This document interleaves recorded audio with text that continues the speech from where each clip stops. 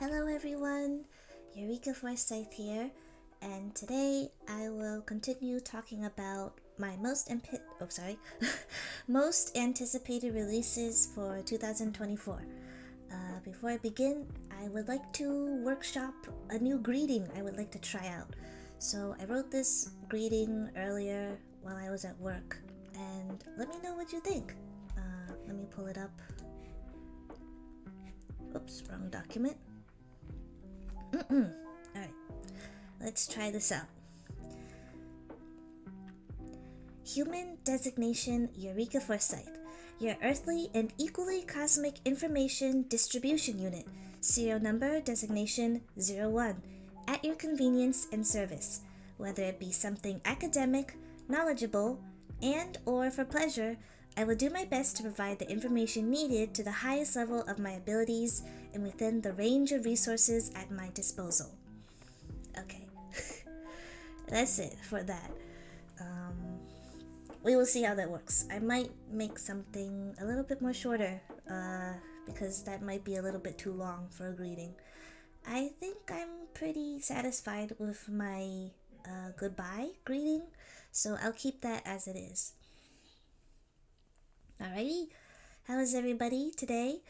I'm doing quite well. I got to go to a local cafe today just to try it out. I was hoping to maybe visit a cafe during the week just as a little treat, getting a little drink treat and like a pastry to try out. And it was really nice. It was a little bit rainy today, but that made it a little bit better for me because there wasn't too many people on the road. But yeah, I ordered a fog tea, and I basically ordered it to it being a London fog, and it was really good. I got a medium size, and I'm pretty glad that I did because the drink turned out really well.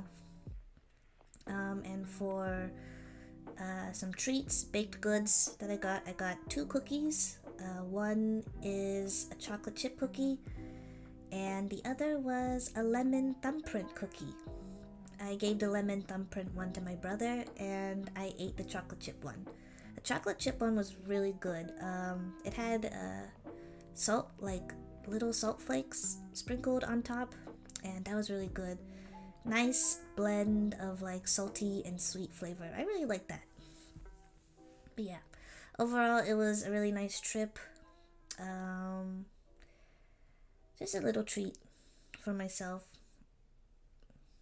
But yeah, anyway, without further ado, let us begin. I will first talk about some of the titles that I missed last time. I forgot because they were the books that did not have covers released yet. So, wait, actually, oh my gosh. Give me a second. I should have prepared this beforehand.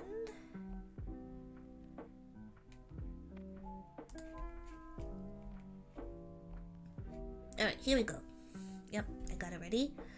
And because it does not have a cover, this first one, I will just pull up the text. So if you want to know and write this down yourself, if you're interested in this book, you can look at that.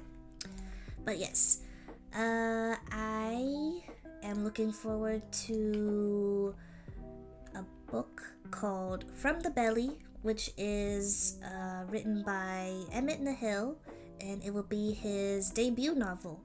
And from his Twitter, actually, I will read the very short but punchy description of this novel.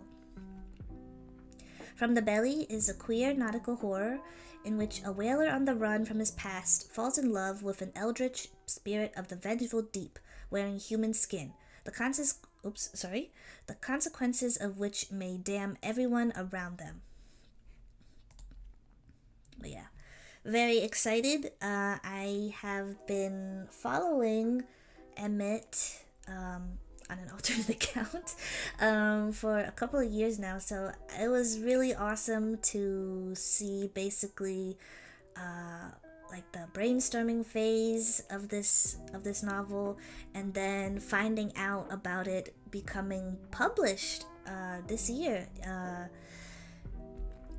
At this point, it's just awesome, and I'm really, really excited for it. There's not too much to say about it. If you want to know more about the nitty-gritty details of this book, you can check out his Twitter. He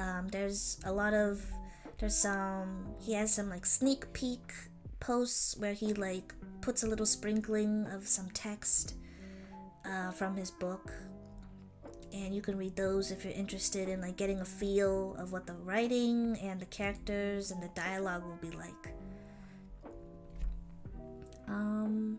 Yeah, it will be released in May 2024.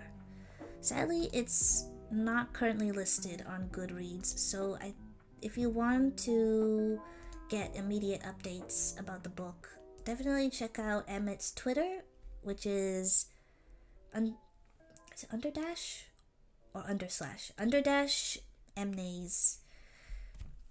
But if you just type in his name, you will see it. It's the first result. And also on the publisher's website as well.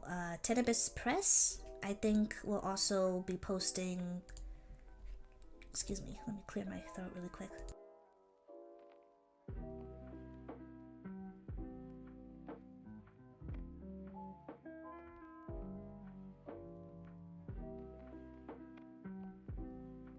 As I was saying, checking out Tenebris Press's Twitter as well, and also their website. I'm sure they will be posting updates on his novel as well.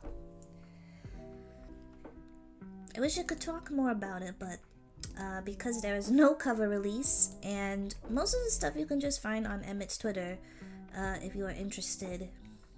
But yeah, I'm just super excited. I love I haven't read much nautical horror, but I feel like it's something that's up my alley for interest-wise. So I'm looking forward to it.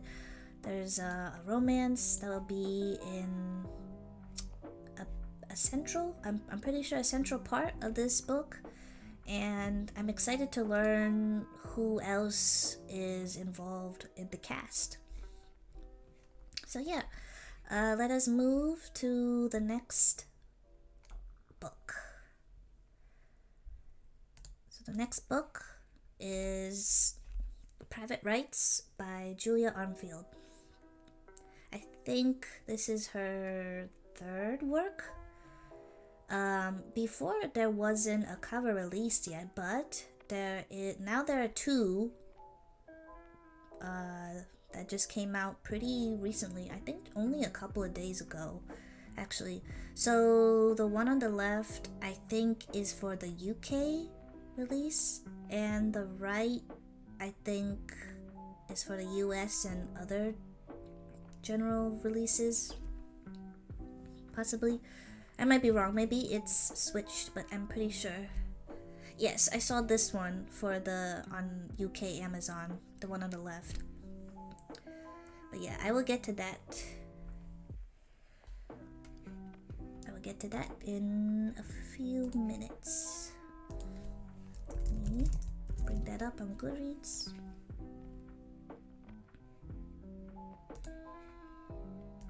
Let me clear my throat again. Excuse me.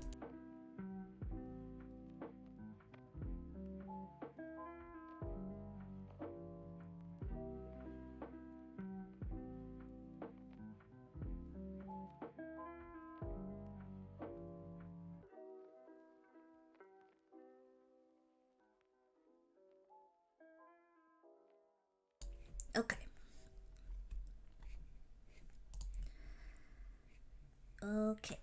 It's been raining for a long time now, for so long that the lands have reshaped themselves and the cities have retreated to higher stories. Old places have been lost. Arcane rituals and religions have crept back into practice. Sisters Isla, is it Isla or Isla?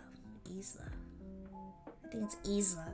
Isla, Irene, and Agnes have not spoken in some time when their estranged father dies. A famous architect revered for making the New World navigable, he had long cut himself off from public life. They find themselves uncertain of how to grieve his passing when everything around them seems to be ending anyway. As the sisters come together to clear the grand glass house that is the pinnacle of his legacy, they begin to sense that the magnetic influence of their father lives on through it. Soon it becomes clear that others have also taken an interest in both his estate and in them, and that perhaps their inheritance may not be theirs alone. Super excited for this one. Well, I'm excited. I'm excited for all of these, but I just can't help but say that. Okay, let me bring up my notes. I'm a little bit more prepared this time. Excuse the sudden ASMR. Let's see. Where is it?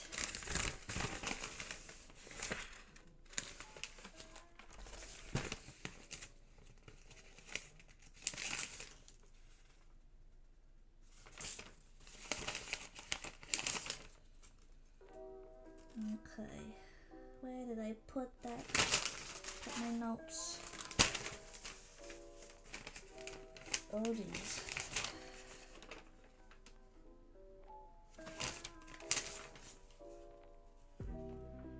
Okay, here we go.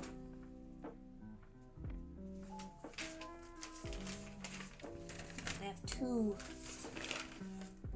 Alright, here we go. What did I say? A serious and or dark take of an inheritance kind of scenario. Water seems to play at being a theme and metaphor for multiple things. Inheritance not guaranteed, others are competing for the money, no set will set aside for the sisters. Sibling/family dynamics, but also sapphic love will be featured. Environmental collapse/ecological backdrop. Cover prediction. Oh yeah, this was before the cover was released. So my cover prediction, it definitely matches more with the cover on the right.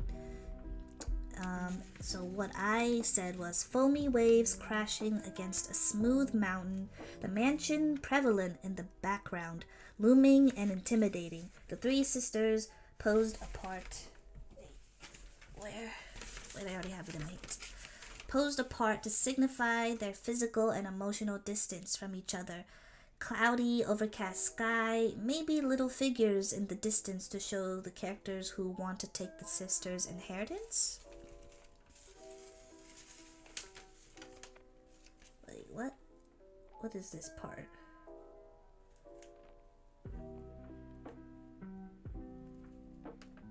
Oh no, this was wrong. Different book. Never mind. Well, in this cover, it doesn't show the sisters, but it does show what it looks like to be the ocean, and then there's like a mountainous region in the back. Definitely overcast weather. Maybe signs of a storm approaching, possibly. And I guess they don't live too remotely, I suppose, because there seems to be like little dots that probably signify like life and civilization in the back as well. I think the lights in the middle, like the biggest ones, maybe it's from a boat or something, or my eyesight is pretty bad, so I might be wrong. But yeah, I'm very interested what the sapphic element. Oh, I didn't realize it was the prevalent genre is horror, but I should have thought that. I'm very interested in seeing what the sapphic elements will be, because I'm guessing one of the love interests has to be one of the people that would be competing for the inheritance. I'm guessing that's gonna be kind of messed up, but I wonder how that will play out. Will the romance win forth and everything will be fine in the end? I feel like that won't be the case. And I wonder which sister it'll be. So there's three sisters. There's Isa, Irene, and Agnes. And there's not much we can tell from the description other than their names. Oh, and also because they're also kind of estranged from each other, just like with their relationship with their father as well. So that will be a very interesting thing to find out about. So how strained the sisters' relationships are with each other. So I'm very excited for that. And also what exactly their father had did to be such a notable thing, because he's some kind of architect, but it's super vague on what he does. He probably built some kind of eco-related building type that probably helps with the overflow of water. Maybe delegating the water, like goes in and then it goes out from some sort of system, like a advanced sewer system perhaps. Yeah, architecture horror, that's something I definitely want to read more about or just get into, because of also with the influence of like one of my most favorite horror podcasts, the Magnus Archives. There's a lot of weird architecture related horror within the story. So I'm guessing that will probably be happening with all the sisters, which will also be super fun to see what it will be. What kinds of messed up things their dad has in store for them. I can't wait to find out. Which cover do you all like a little bit more? Do you like the one on the left? Or you like the one on the right more? Or you like both? Comment below. I personally prefer the one on the right. I feel like it feels more in tune with what the story seems to be about, and with one of the central motifs being water being present in here. I also really like the watercolors incorporated into this cover. It's very beautiful, even though it also gives off like a very serious and melancholy vibe to the whole thing. I don't really understand what's going on with the first one. When I was like looking at it, zoomed in on the female character here, I realized she was shirtless as well. So I'm like, okay, well, what does her being shirtless have to do with anything? Nothing against nudity, but I was just like, what is there gonna be a part where one of the sisters, I don't know which one, will be walking through a creepy doorway like that? She's in the house, the mansion or manor or whatever, but like it does not feel unique at all, this kind of cover. Like, it feels like this would be the kind of cover for a haunted house story, but I don't think this is supposed to specifically be a haunted house story. Definitely grief and trauma of sorts probably present in the book, but I don't think, at least to me, it doesn't feel like it's hinted to be a haunted house kind of story. So this is a very confusing cover, in my opinion at least. But yeah, let us move on to the next book. Oh, it doesn't have a cover, so I will just talk about it here. Actually, let me put the name down.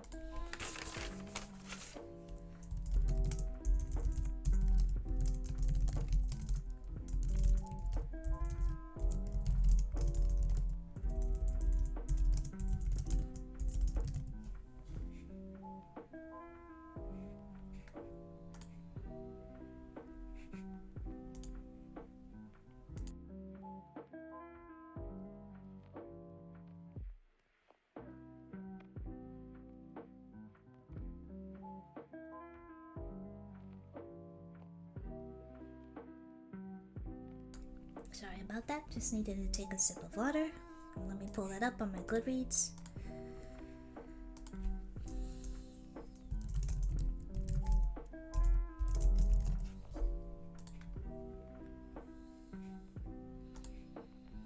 Okay, here we go.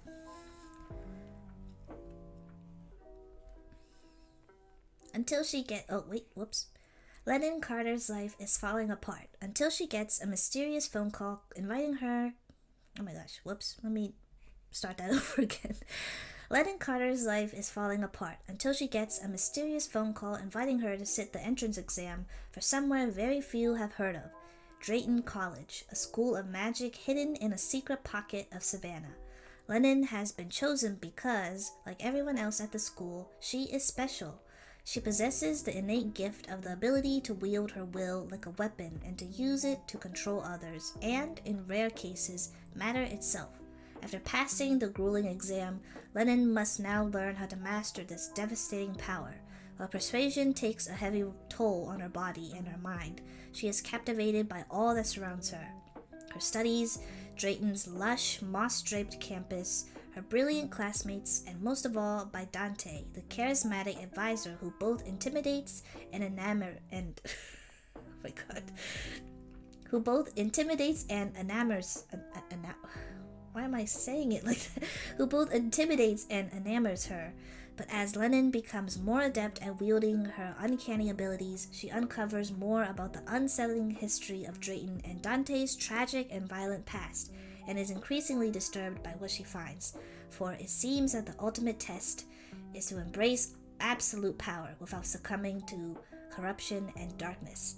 And it's a test she's terrified she is going to fail. Ooh.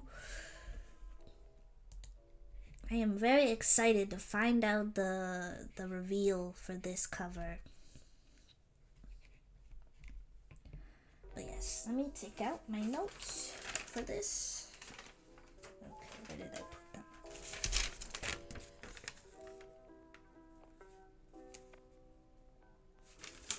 Okay, the first part is here. No, this is the second part. Oh my gosh, I missed the parts. I forgot to read the notes that I had from the belly. Okay, let me read this really quick. Okay, I talked about following the early stages of this book back to its final stages of its upcoming publishing stage. Very excited to dive into Nautical Hoarder, intrigued by the relationship dynamics between the two main protags and the sea crew. No cover release as of yet, but very much looking forward to what it would look like. And here is my prediction for From the Belly's cover. Stormy waves and or clouds, lightning streak across the sky, protags facing each other in a charged, tension-filled angle. The eldritch protag leaning over the edge of the ship, dark gray, green, or bluish tones in the sky. So definitely stormy skies. But yeah, let me move on to An Academy for Liars. I keep on accidentally remembering it as An Academy of Liars. An Academy for Liars.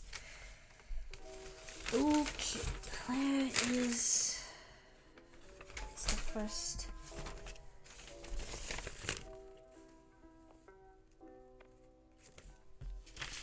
Where is it?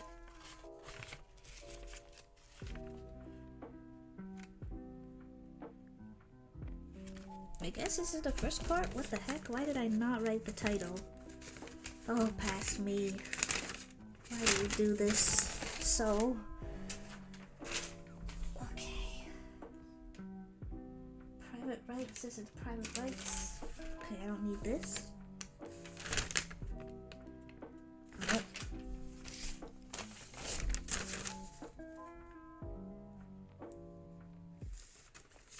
What the heck? Okay, I guess this is the page. Okay, what I wrote down is dark academia with a magic-laced twist. Magic infused by lying and mind games. Sounds nightmarish, but but am intrigued by how it will be pulled off. Magic needs to be used sparingly as it is said to take a toll on both the mind and body. It could possibly physically or mentally break a person. Forbidden? Relationship explored with Lenin and her academic advisor Dante.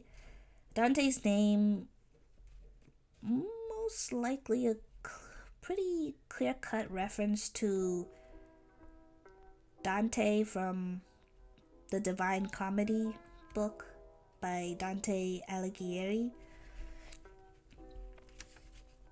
Seems pretty probable that both students, professors, and related staff can all wield these powers, unless otherwise.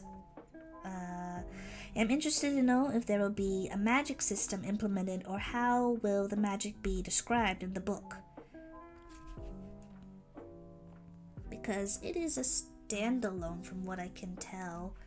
So I'm interested in finding out how the magic will be described.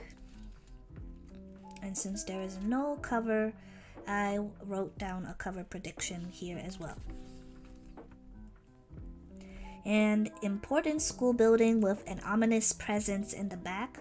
Lenin featured close in detail of Dante a bit in the back, both with pensive faces, Dante having possibly a playful or coy look on his face, alternatively. Amber sunset-colored sky with symbols or motifs related or giving hints to events that will happen in the story. Is that all I put down? I think so.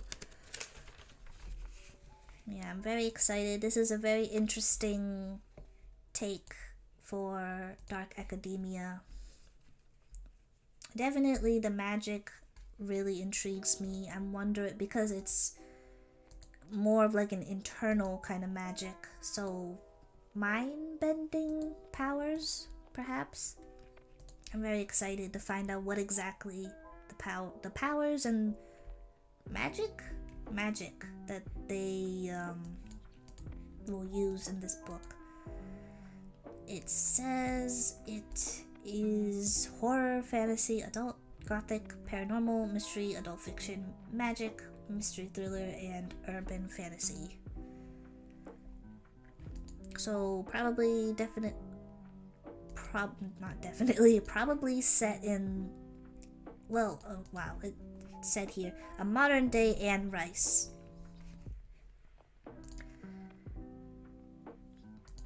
But yeah, I read Alexis Henderson's other book, House of Hunger, and I gave that 5 stars. So I am very much looking forward to this. She has such an amazing writing style that I really, really adore.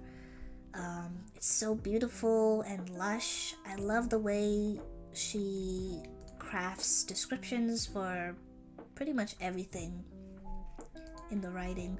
So I am very much looking forward to just reading this. It's just going to be like a treat for my eyes.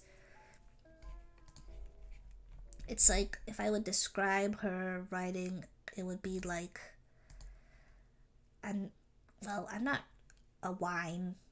I'm not a sommelier. Sommelier?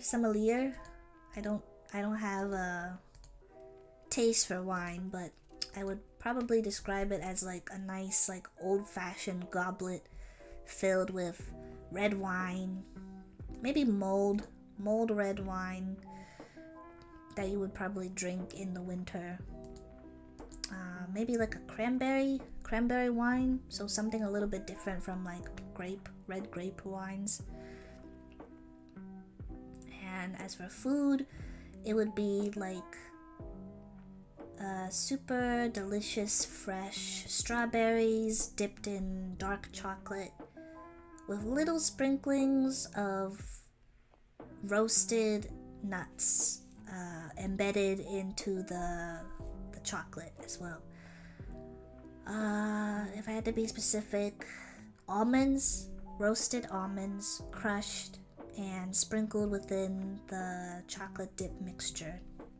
So good and decadent. That is what I would describe it in a food and drink kind of sense. But yeah, that is it for that. Let me go on to the next book. What is the next book, actually?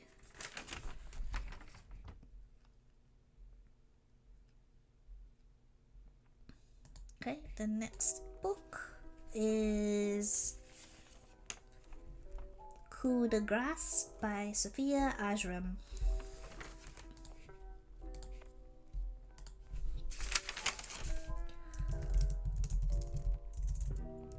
Let me pop that up. Okay.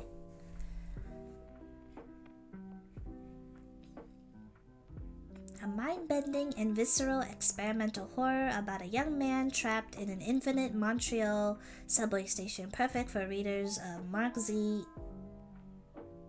Danielewski and Susanna Clark.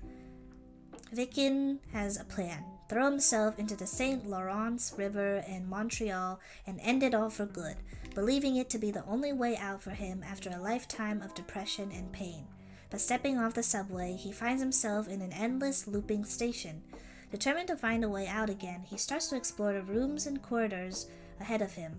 But no matter how many claustrophobic hallways or vast cathedral-esque rooms he passes through, the exit is nowhere in sight. The more he explores his strange new prison, the more he becomes convinced that he hasn't been trapped there accidentally, and amongst the shadows and concrete, he comes to realize that he almost certainly is not alone. A terrifying psychological nightmare from a powerful new voice and horror.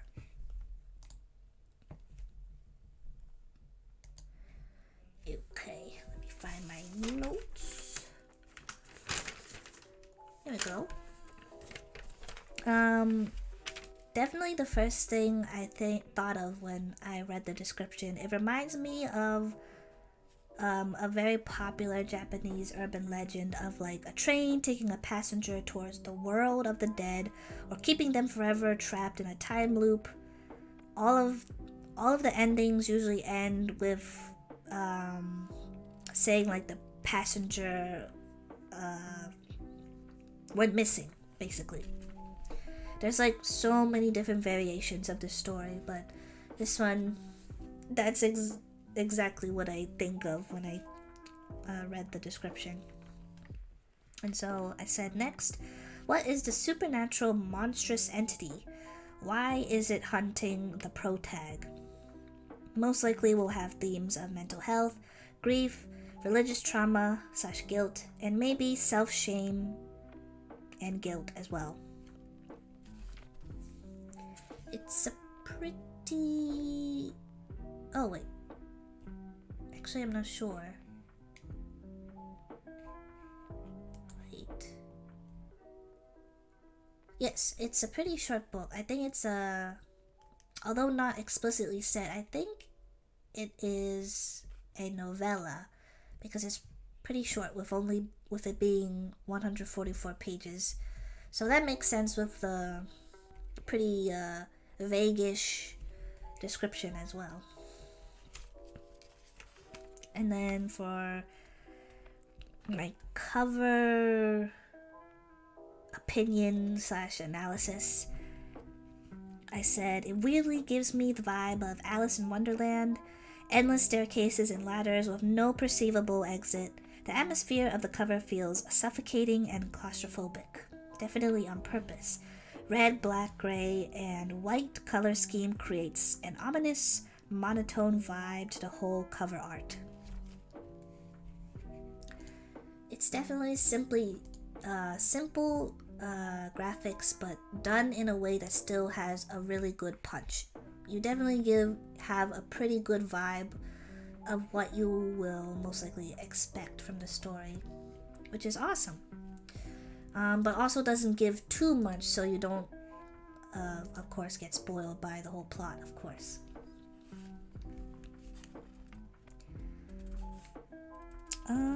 But yeah, I think that will be all for this. Super excited. This author, I'm not sure if this is their debut. I think it is. But either way, super excited as always. Very much looking forward to this. Let us move on to the next. The next one is The Dead Cat Tail Assassins by P. DeJelly Clark.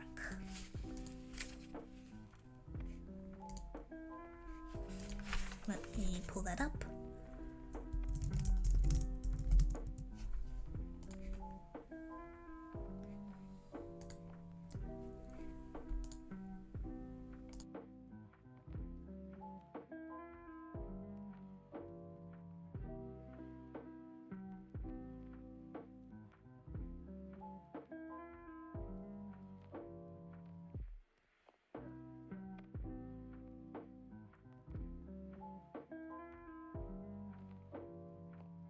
Alrighty, let us get into the description. The Dead Cat Tail Assassins are not cats, nor do they have tails, but they are most assuredly dead. Aveen the Eviscerator is skilled, discreet, professional, and here for your most pressing needs in the ancient city of Tal Abyssi. Her guild is strong, her blades are sharp, and her rules are simple. Those sworn to the matron of assassins, resurrected,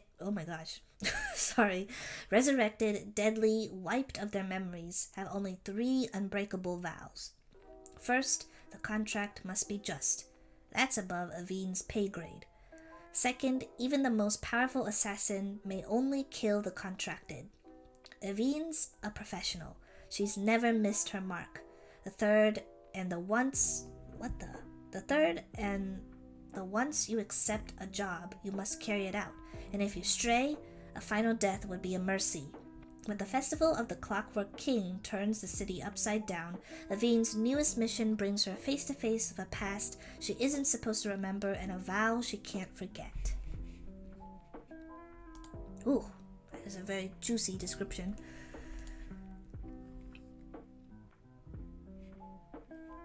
But yeah, oh, this is also a novella as well. It comes at 224 pages. Oh my gosh. Let me go back to Coup de Grace. Wait. Coup de Grace will be coming out on October 1st, 2024. Okay. I accidentally did not remember finishing the description. I had, not my description, my thoughts for the Dead Cat Tail Assassins. So I will wing it after the first 2 that I wrote down. Kind of gives me vibes of Choose Your Own Adventure text game by Max Gladstone. I forgot which one. I'll have to look it up really quick.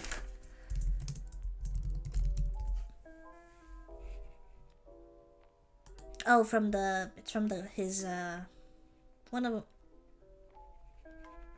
it's a game that's set in his craft sequence universe. Anyway, I will continue the...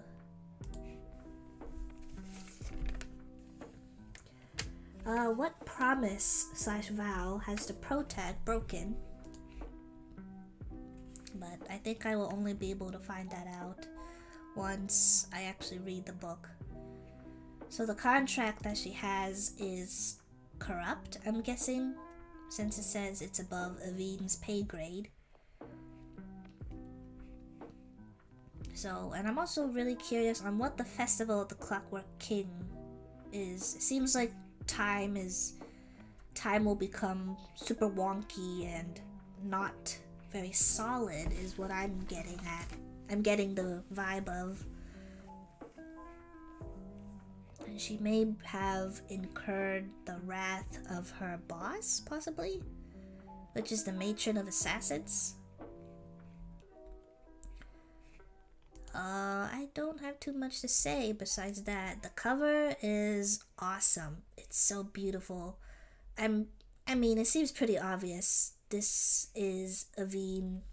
I love that it looks like she's looking down upon the viewer on the cover. And she has a very beautiful and intricate mask on. it looks I can't exactly tell if it's silver or a very pale gold. So I'm guessing maybe the animal maybe all of the guilds are associated with like an animal. And I guess cats are associated with Avine's guild specifically. I wonder if there's a specific breed. I can't tell from this mask.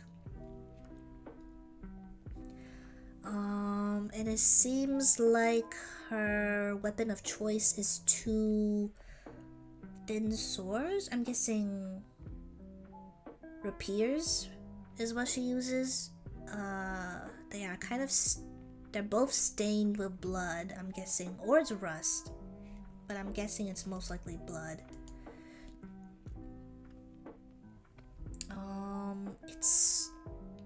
It's against a pure black backdrop, so it's a little bit hard to tell, but her hair seems to be done in braids, and there's also like little metallic beads decorated into her hair as well, which is very pretty. And yeah, she seems to be wearing leather gloves, I'm guessing. I can't really see what her outfit is supposed to be, but it seems like she's wearing all black as well. And I guess that makes sense since she's an assassin, so she blends right into the background. Besides I guess all of the central light is put onto her face and onto her swords. But yeah, very excited to find out more about this world. This world seems to be very interesting. It's sci-fi. Oh, it's high fantasy. I thought for some reason it would be urban fantasy. I don't know why I got that feeling. But maybe it is modern. I'm not very sure. It's under speculative as well. It's a standalone, so there's not going to be who knows? Maybe the author could make a companion novel or something, but maybe it's a little bit too bold of me to say, but I would very much like to see what else this world consists of. If let me check really quick. If he decides to do so, Peter Jelly Clark.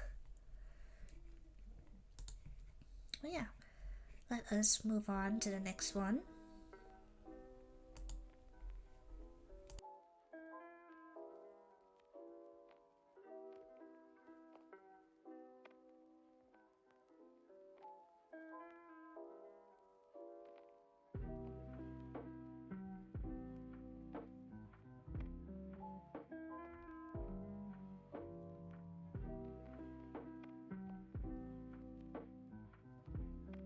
Okay, so the next book I put on my list is Glass Houses by Madeline Ashby. Okay. Dang it, there's so many books that are called The Glass House or Glass Houses. Alrighty, here we go. A masterful near-future whodunit for fans of Glass Onion and Black Mirror. Join a stranded startup team led by a terrifyingly realistic, charismatic billionaire, a deserted tropical island, and a mysterious AI-driven mansion as the remaining members disappear one by one. A group of employees and their CEO, celebrating the sale of their remarkable emotion-mapping AI algorithm, crash onto a not-quite-deserted tropical island. Luckily, those who survived have found a beautiful, fully stocked private palace with all the latest technological updates, though one without connection to the outside world. The house, however, has more secrets than anyone might have guessed, and a much darker reason for having been built and left behind. Kristen, the hyper-competent human emotional support technician, i.e. the eccentric, boyish billionaire CEO Sumter's idea of an HR department, tries to keep her colleagues stable throughout this new challenge, but staying sane seems to be as much of a challenge as staying alive. Being a woman in technology has always meant having to be smarter than anyone expects, and Kristen's survival skills are more impressive than anyone knows. And Kristen's survival skills are more impressive than anyone knows. I can definitely see a very clear influence of Glass Onion specifically. This is very much inspired by Glass Onion, which is also a super great movie. I love that movie so much. I will literally follow any companion sequel to that movie series. It's so good. We need more fun mystery movies like that. But yes. Let me look for my glass houses. I almost said glass onions. Glass houses notes.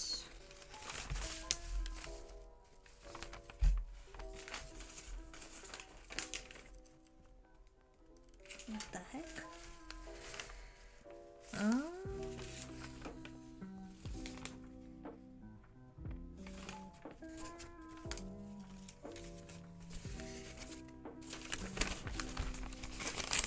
Jeez, I dropped it.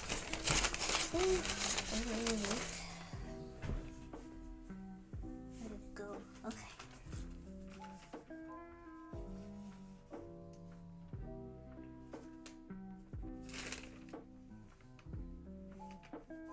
Where is it? What's it text?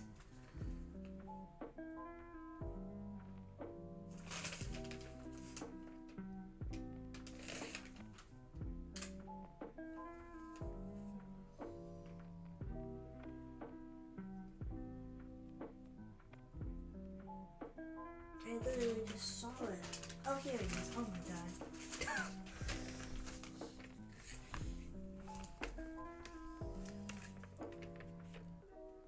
Okay. Technology amidst nature on an isolated island. Something off or unnatural among an expanse of something that feels right or fits, etc. Instead of knowing or arriving, the palace is found now.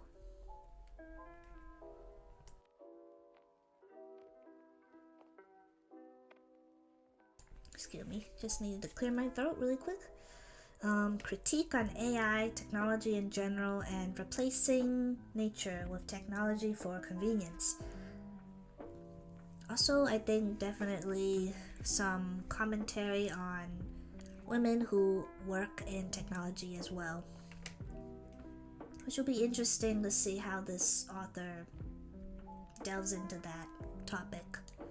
Subject.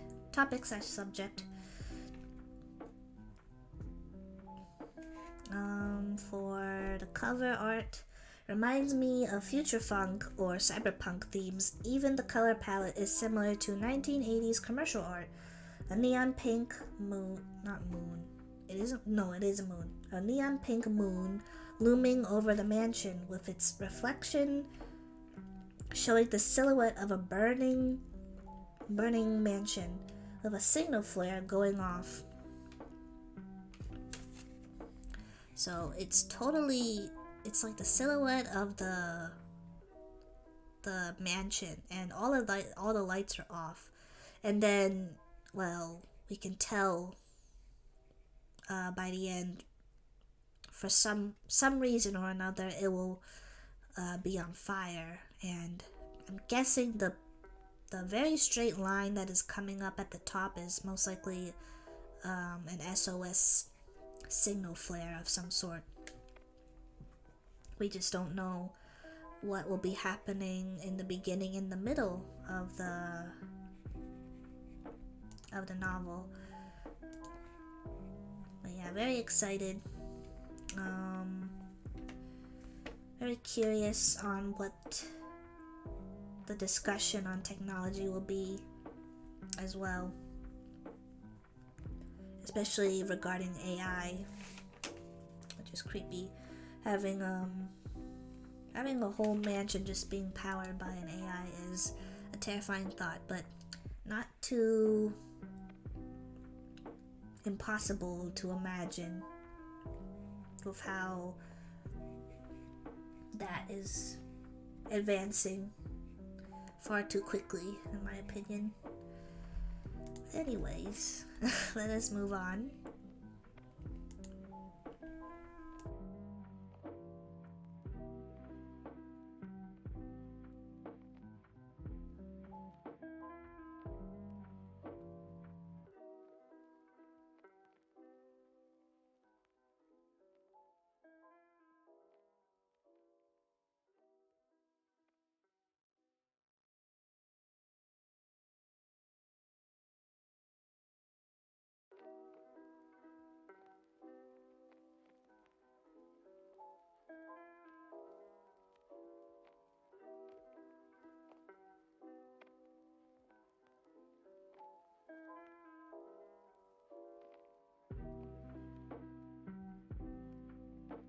Oh wait, the publication for glass houses. Sorry. Okay, glass houses will be published on August 13th, 2024. Okay, let me go back to Rake's Fall.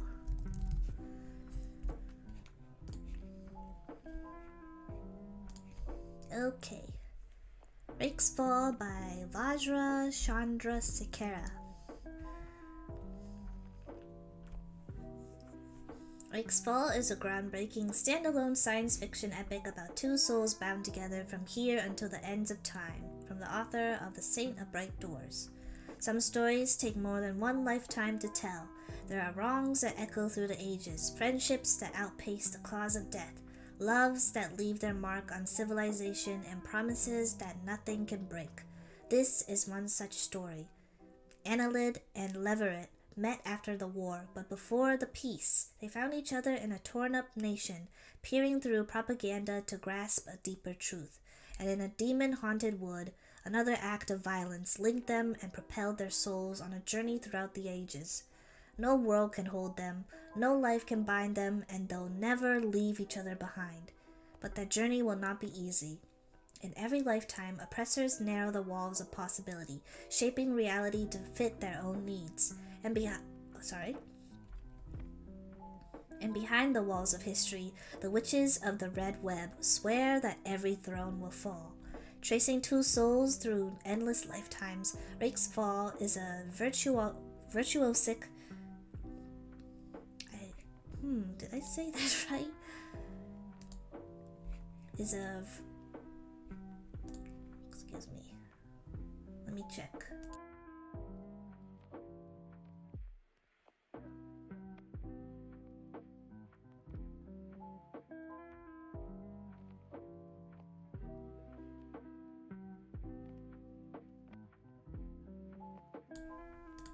Okay, virtuosic. Okay. Good to know, good to know. Rake's Fall is a virtuosic exploration of what stories can be. As Annelid and Leveret reincarnate ever deeper into the future, they will chase the edge of human possibility in a dark science fiction epic unlike anything you've read before. Very, very, very bold claim at the end there. Super bold claim. We'll see about that. I'm trying to find my notes yet again. Okay, good. I'll make them pretty quick. Okay. A love story that endures through the... Okay, start over again. A love story that endures through the test of time, over and over again. Throughout these multiple lifetimes, a group of red witches want to hunt down the two protags for whatever reason. Lots of situations that prevent the two protags from getting together? Question mark. What is the reason that these two specific characters continuously get reincarnated for? I'm also super curious on what the witches of the red web are supposed to be. Are they actually humanoid, or are they like some other kind of entity? And of course I already said it, but I'm wondering, like, they're definitely targeting both Annalyn and Leveret for whatever reason. And I wonder what the description means by every throne will fall. Maybe the two protagonists belong to some sort of royal family of some sort, maybe? But I'm not sure. And what do they mean by the red web? Do they have a spider motif of some sort? It also kind of reminds me of like the red thread in Asian cultures that like link two people together who are like soulmates. So I wonder if that's something to do with that, but maybe I'm wrong. I'm reading into it too much. But yeah, let's go on to my cover opinions. Stunning if a bit overwhelming, the bright hot pink really pops out at you as much as the animal skull used as the centerpiece in this cover art. Yellow hibiscus also pops out in the background. The meaning of the yellow hibiscus is good luck, happiness, and sunshine. There are worms coming out of the skull's eye sockets. Leaves surround the hibiscus with ribbon-like patterns faded into the background. I'm also really curious on what the symbolism is supposed to be for this skull, this animal skull. I'm not really sure what animal it is either. It probably is not a goat. Maybe an animal that belongs in the goat family, but not specifically a goat, I don't think.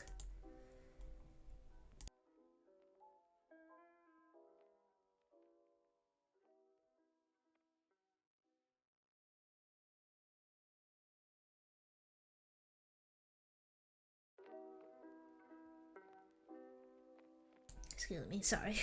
I let out a burp. So the hibiscus as well. I can understand happiness, good luck, sunshine. Is it a world that they live in where they don't have sunshine? Maybe they live in eternal darkness or moonlight, maybe? But I'm very curious on what the significance of the yellow hibiscus is as well. Also, maybe the leaves also have symbolism too, but I'm not really sure if they belong specifically to the hibiscus or it's some other plant. Also, the ribbon-like patterns in the background, I'm not exactly sure what they are, but they probably have some sort of meaning as well. I will probably find out whenever I am able to pick up this book. But yeah,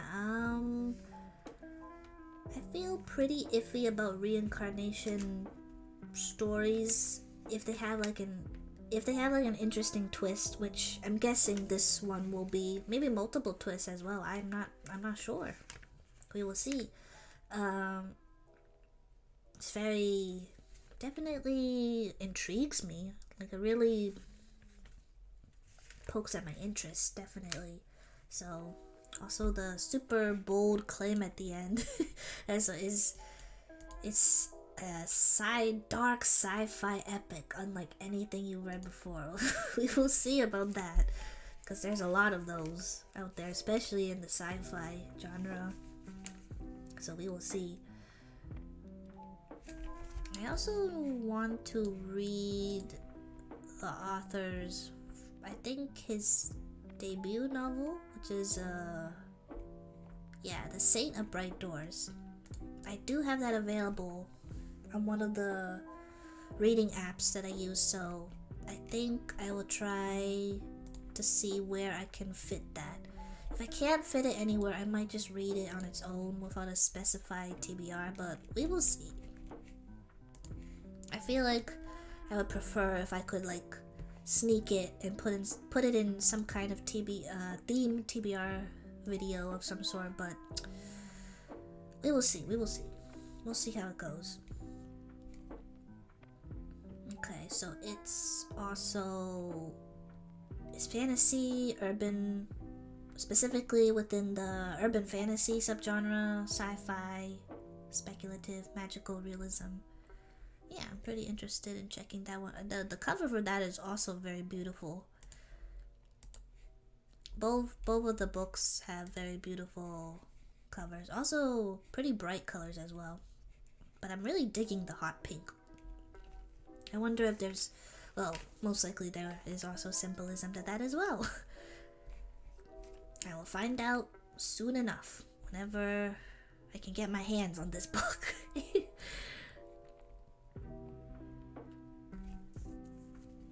Okay, I think I almost said this is the end, but we have one more. Accidentally turned off the music. Wait, where is it? Okay, here we go. Get that. This one.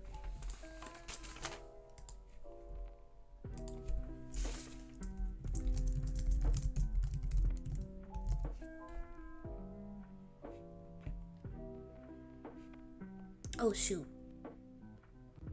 This book, Rake's Fall, will come out on June 18th, 2024.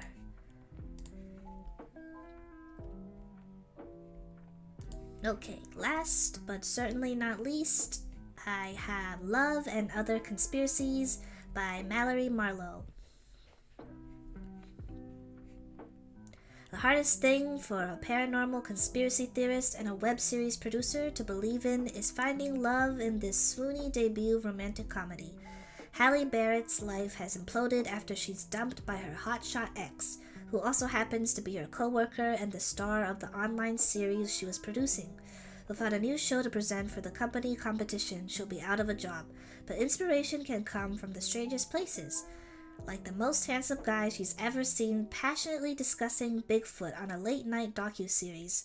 Hayden Hargrove made a name for himself as a cryptid expert on his hit podcast, and is intrigued by the plucky, blue-haired producer who offers him the opportunity to lead his own web show.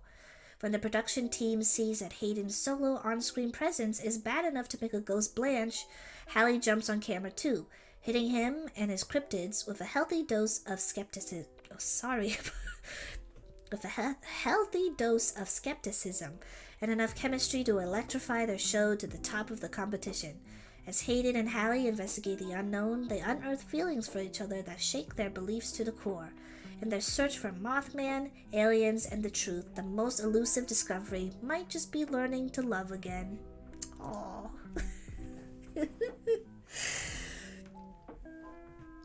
Yeah, so it has to be a very special and definitely specific and niche subject for me to put a romance book on my most anticipated list, but here we are. This really tickled my fancy very much, and it was such a funny coincidence because I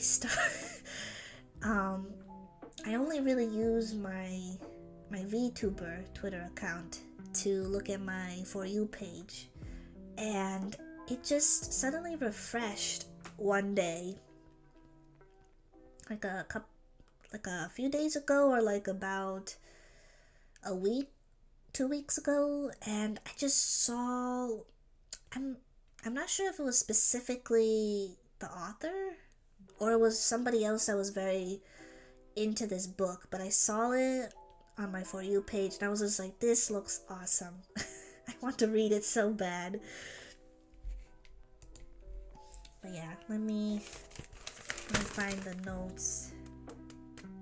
I think I wrote notes for this. I really hope I did.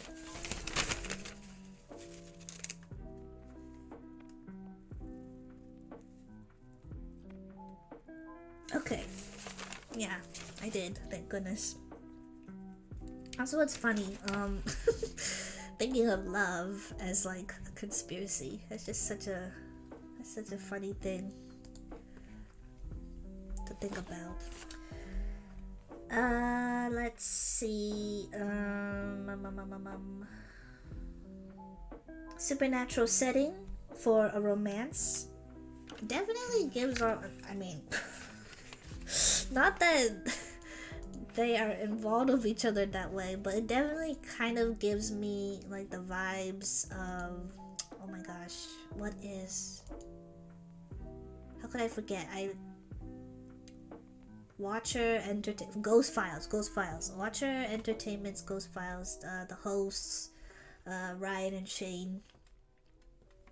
Kind of their banter, minus the romantic element, of course, but it definitely gives me that feeling, and I love their stuff and their team's work. I'm not sure when the next Ghost Files season will be coming up, but I'm sure it will be in October, this upcoming October, most likely. We'll see. Very excited for that anyways. They're having, is it Mystery? Is it Mystery Files? Or it's the one where they talk about like conspiracies and unsolved mysteries, I think. Oh, I feel super embarrassed. I'm a fan, I swear. Let me look really quick. Make sure I don't make a fool of myself.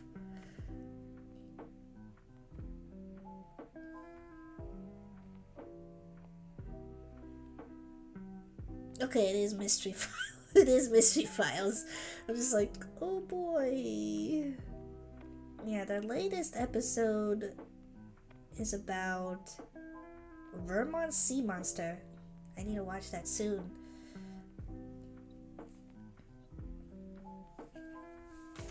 But yes, back to my thoughts.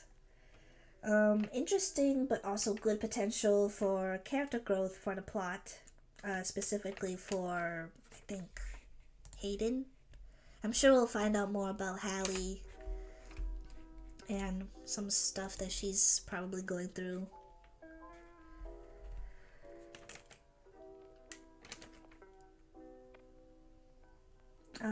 For the cover art, it's cute and kitsch vibe from the cover. Silhouette of Bigfoot in the backdrop for the cover art, which is pretty hilarious. Shadow of trees in the background and sprinkled like stars. Nothing new or particularly special. It's the usual kind of style you would find for romance books when done in a drawn art style. Still much preferred than using stock images of real people on book covers, though. Definitely. Oh geez.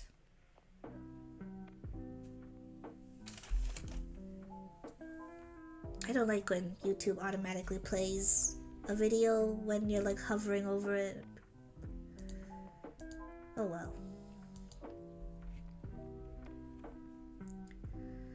Yeah, I'm very interested in, is it called cryptology? Cryptozoology.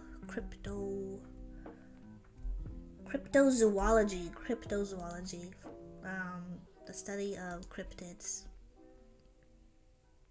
The cover also has love and other conspiracies they want to believe. Also, I think it's very clever that Hayden's flashlight, spotlight glow,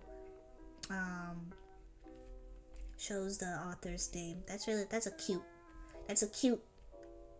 touch.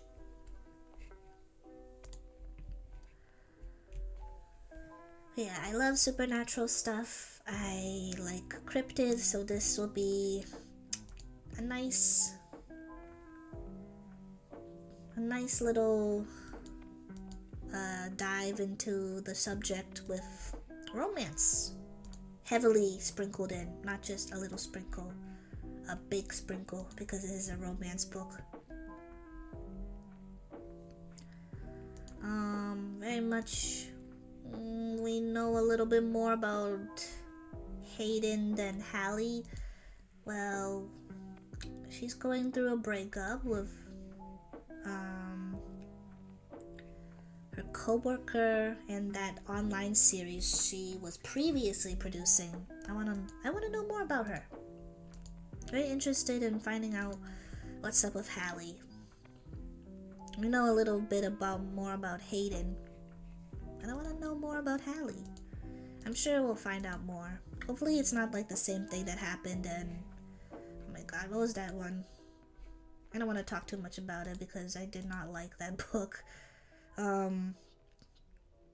You Again? Yeah, where we find out more about the male love interest than the female protag. I mean, they were both the protags of the book, but I just thought it was weird that we just started leaning in and learning more about the guy than the other one.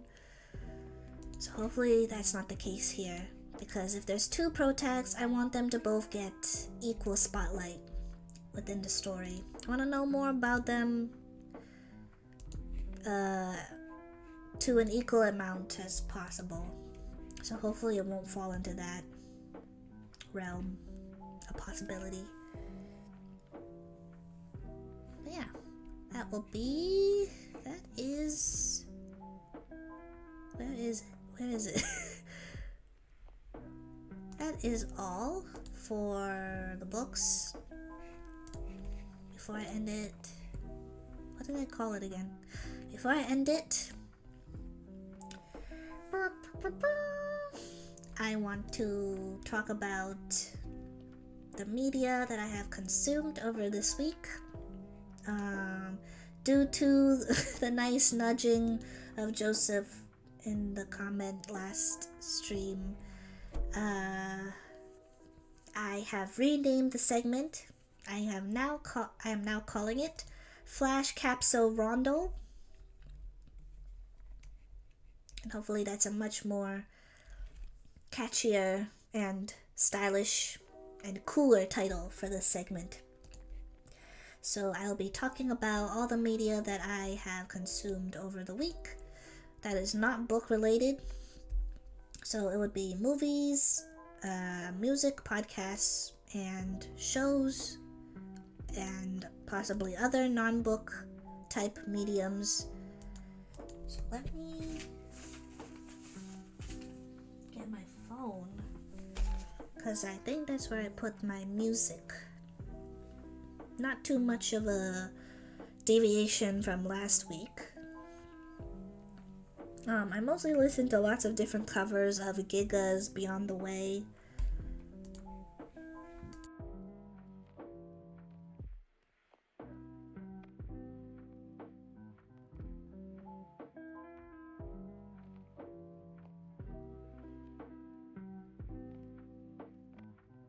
Oh my god, I really hope it did not pick up my burp. I'm very sorry if it did. The other song that I listened to was DPR Ian's Don't Go Insane. I saw a very cool and sort of spicy flash animation. And I was just like, I really like this song. This song is also really catchy. What is it? I had to scroll down a lot. Siri was not being helpful, and she just popped up on my phone. Oh my god. I asked her what the song was, and she constantly did not know what it was. So I was just like, if nobody else is going to ask what the song is, I might as well comment and ask what it is. But thankfully someone commented before I had to do that, so I now know what the song is. And it's such a great song. I definitely want to check out more of his stuff. And now to the thing that I really want to talk the most, which is the latest episode within the Magnus Protocol. And what is it called? I think it's definitely one of my most favorite episodes within this new series. Oh god. Well, Spotify did not save my spot. So I need to scroll all the way down. Give me a moment, please. Okay, it's Magnus Protocol episode 8, and it's called Running on Empty. I will be talking about spoilers, so if you are interested in checking out the series or even the previous series, which is just called the Magnus Archives, please either mute this or exit from this stream. I'll do a really quick countdown. 3, 2, 1. Alright, I will be talking about spoilers. Again, please leave if you have even an inkling of an interest on wanting to check out these 2 podcasts. I definitely think it would benefit listeners a lot if you did check out the Magnus Archives, because it's not like recommended, of course, or they say you can enjoy it just fine even if you don't listen to the first iteration, but I definitely think you'll have much more enjoyment. I would recommend that you listen to the Magnus Archives first before checking out Protocol, because you get a very nice, really cool Easter egg cameo in this episode, which totally blew my mind, because I was just like, oh, wait, you guys are supposed to be not here anymore. But yeah, the statement was very interesting. It talked about architecture horror, specifically brutalist architecture, which I find super interesting, and also the mixture of liminal spaces. So the statement story was about a guy who was, I'm not exactly sure what his role was. I think he was some sort of inspector of some sorts on a site, a building site. I'm not gonna do a summary. I'm just gonna quickly run through it really quick. It definitely, who is it again? Oh, I should have looked it up before stream. DMA architect. No. Dang it.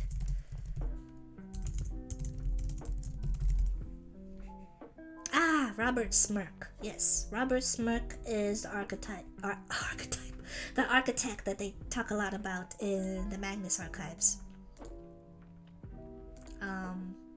So I think this could possibly be sort of a callback to him, perhaps. They don't specifically mention his name, so, but it could be his successor, possibly, because we don't exactly know who made this building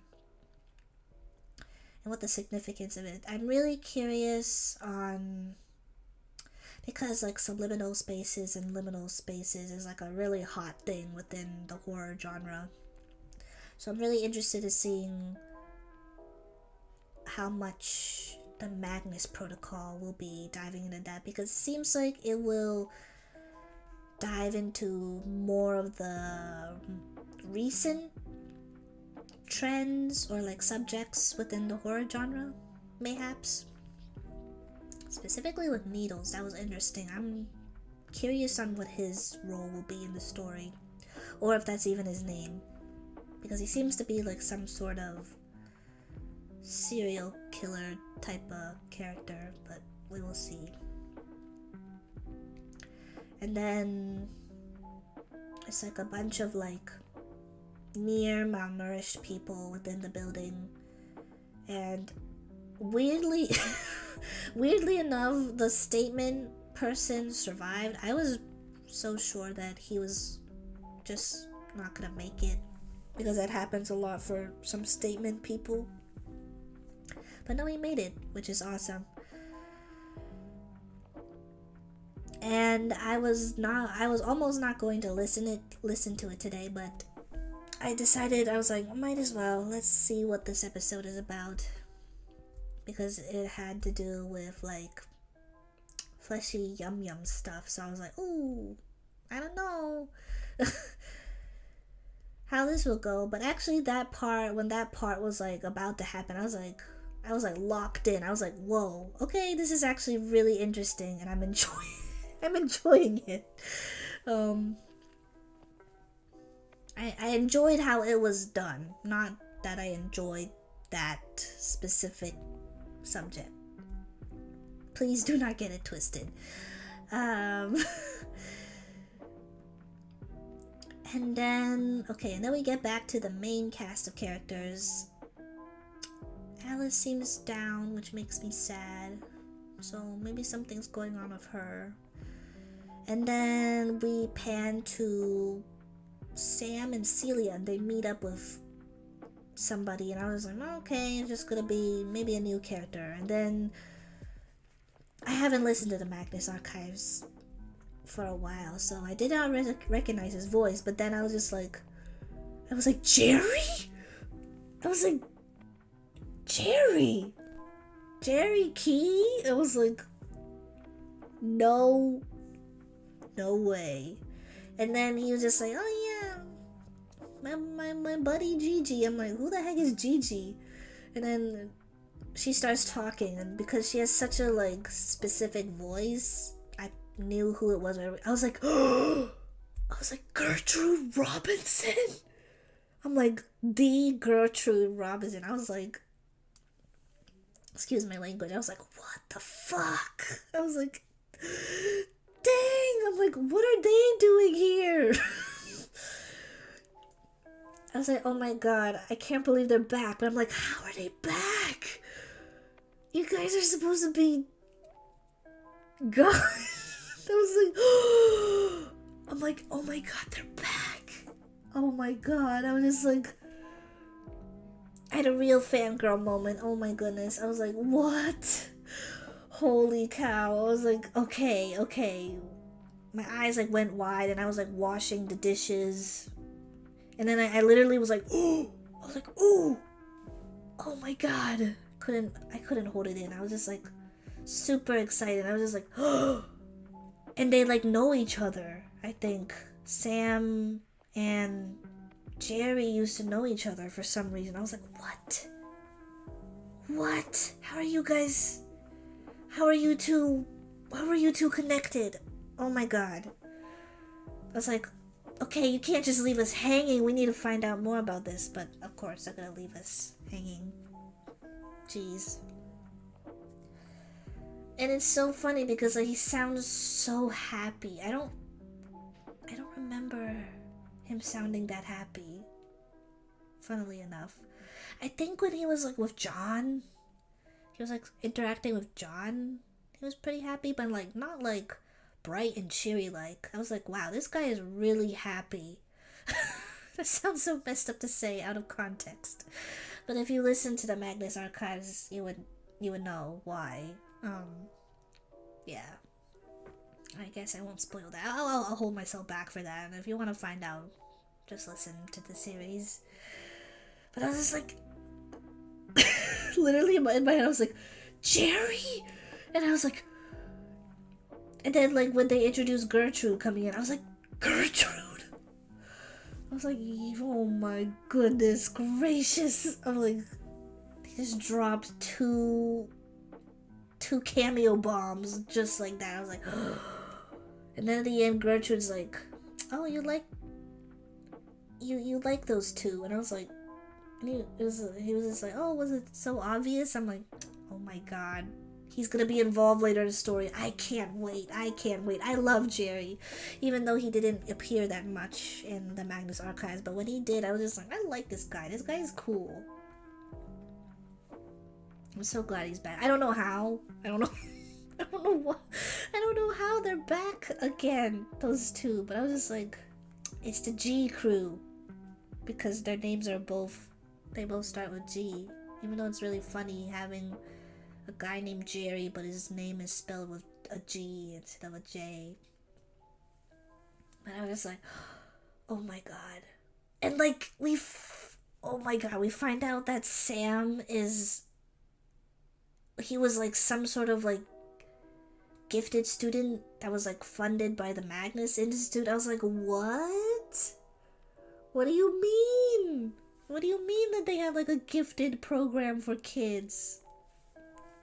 For primary school students. I was like,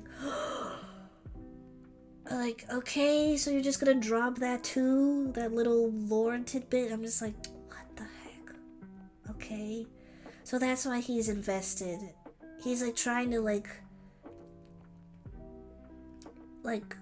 how do you say it? Like, gather around all the previous gifted students within the Magnus Institute funded program and like have like some sort of reunion, like a postgraduate, like adult reunion, is what it seems like. I'm just like, oh my god, who else was involved in that? Was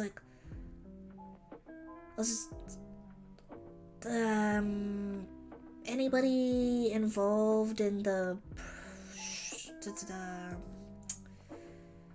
Magnus Institute? So like John and Martin and Sasha and Tim and Elias?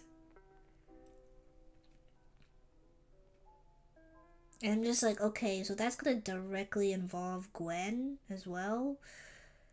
Like, we don't know anything about her other than she's a girl boss and she wants to climb the corporate ladder.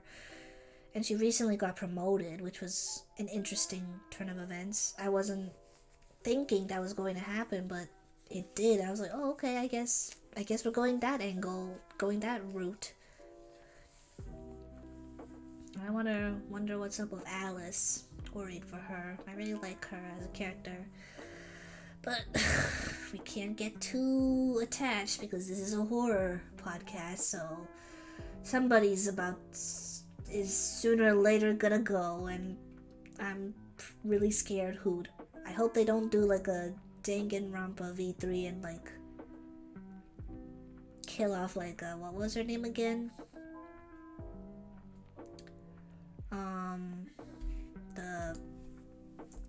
What the heck was her name? I'm looking it up right now. This is so embarrassing. I was like a really huge fan of V3. Oh, Kaede. Yeah, Kaede. They were just like, alright, yeah, we're finally gonna have a female pro tag in this game. Psych.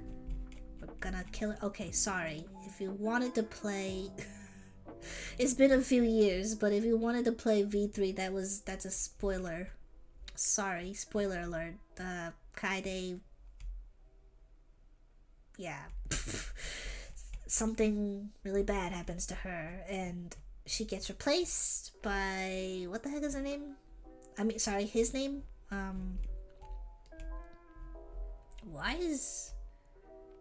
There he is. Shuichi. That's the pro tag. And I'm like, okay. That was a choice, definitely. I love the series, but that was certainly a choice. But yeah. Celia, I'm not really sure what's with her. She's a very cheerful person. She has something she wants to find out too, so she's teaming up with Sam to solve her mystery thing. And Colin got apprehended for what he did to Sam from last episode. That was crazy.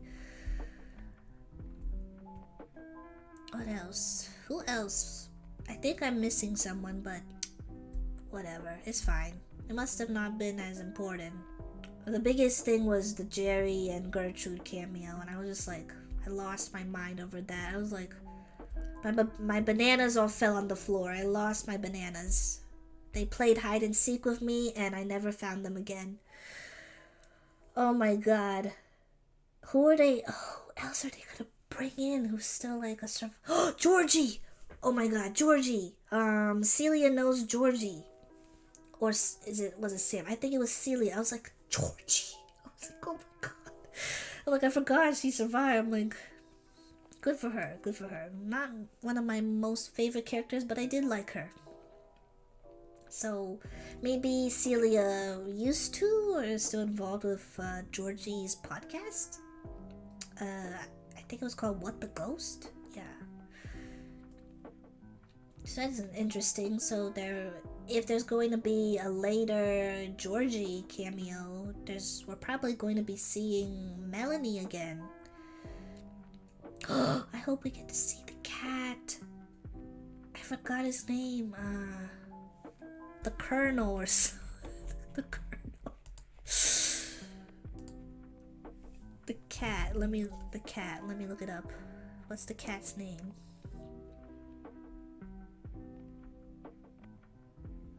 The Admiral. That's what the cat's name is. The Admiral. Oh yeah.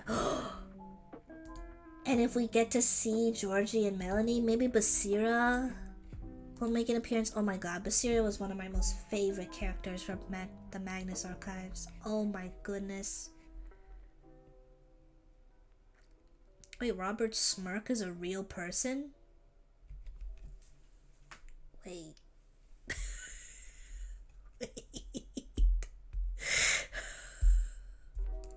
Wait, he was... I thought he was... Oh my god. I thought he was made up. Okay, so maybe the Robert Smirk within the Magnus Archives was like sort of fictionalized, but it was based on like the real architect. Oh my god. Oh my god. Oh, I'm looking at the results page. I forgot there was literally an episode called The Architecture of Fear. I don't remember anything about it at all, but I probably enjoyed it. It's so funny. I was just like looking at the side like, why is there like a bust of like a guy? And I was like checking like, oh, the birth. I was like, he is an English architect. I was like, what the heck? Well, you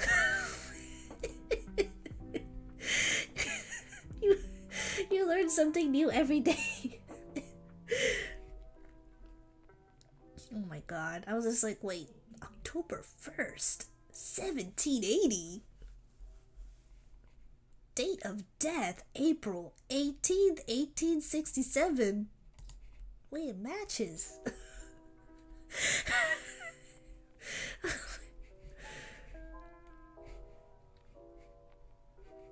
Wait, did he? Huh. Okay, he never...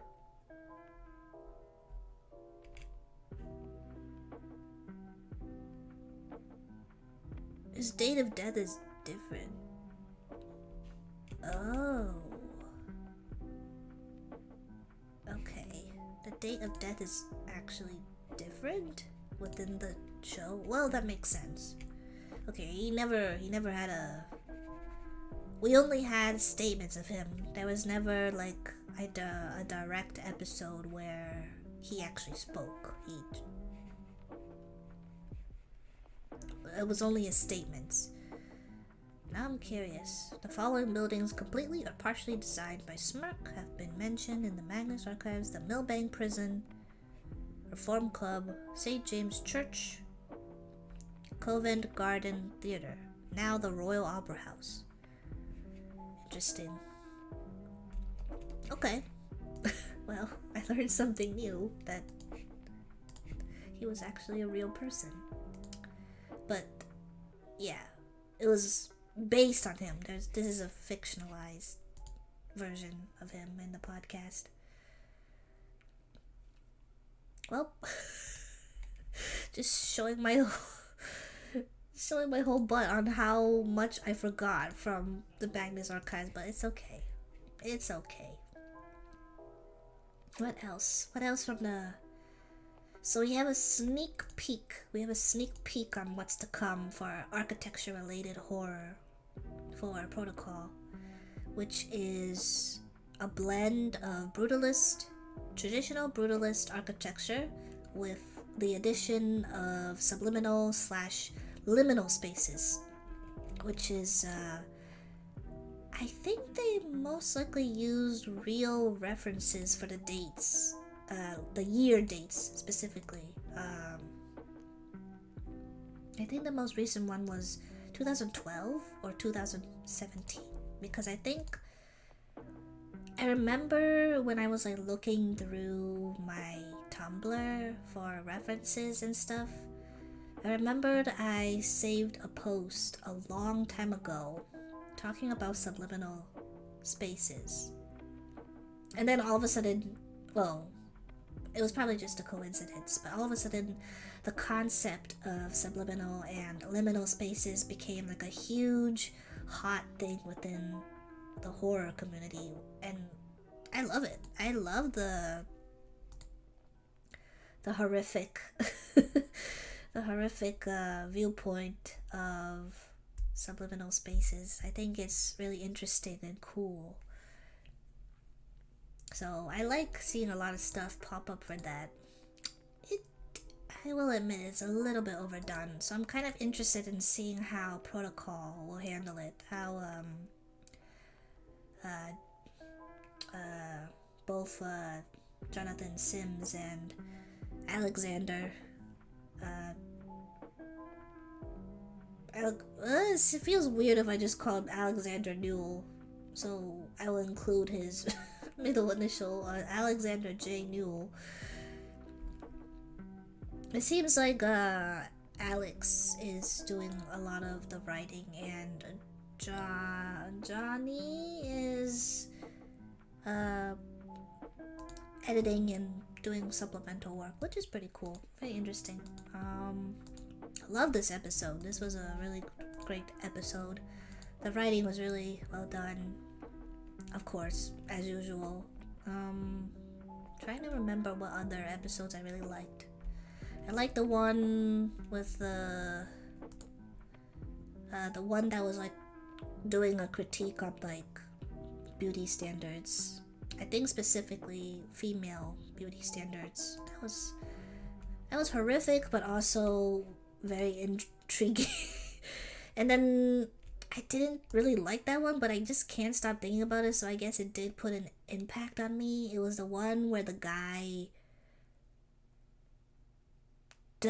he got converted into becoming like a living plant by an entity that he assumed was his partner. I don't think it was actually his partner. It was like some sort of entity that he thought was his partner but wasn't, and I guess it was disguising itself as his partner as well with that. So that was kind of messed up, but also an interesting part of the story. the statement story. Which was another one that I liked. I liked the one that debuted Needles. That was cool. Very creepy. I got the chills from that. But yeah, those were the episodes I like so far. We are on, there's 8 episodes so far, including running on empty. I'm wondering why the people there couldn't leave.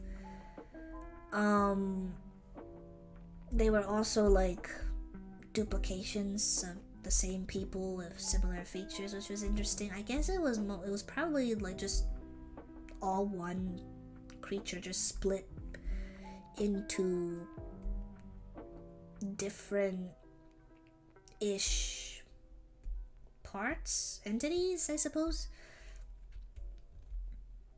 I don't know why I guess they just couldn't leave. Also, the window was like a lie, kind of. So I'm glad the statement giver character was just like, yeah, well, I don't want to be eaten, so I guess I'm just gonna jump out of this window, even though I don't know where it's gonna go. And I was just like, I was like in my head like, yeah, might as well try, and he ended up being okay. Well, he had like his finger taken off, but I think that's a small price to pay. I wonder if we will see him again. I like the statement giver guy was kind of funny, so I kind of want him to come back again. As another recurring character, maybe. He was just like, I want to live, and like, I guess we'll just see where I go. But I guess that was the reason why they made it like tinted with no lights at all within the darkness. So they made you think like, yeah, you can't go through this window, you gotta stay here in this fake restaurant. And then that was like the first time somebody decided to leave via window. I'm wondering if the people were like the converted end results of victims who got taken by this entity and this weird subliminal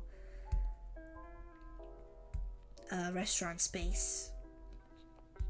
I'm not sure. It's always up to interpretation. I feel like it probably is. Yeah. That's my thought, opinion for that. For that, oh my god, my voice. Let me take a sip of water.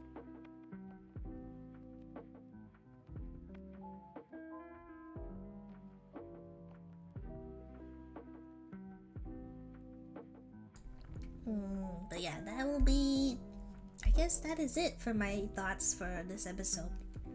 Definitely up there for a favorite episode so far.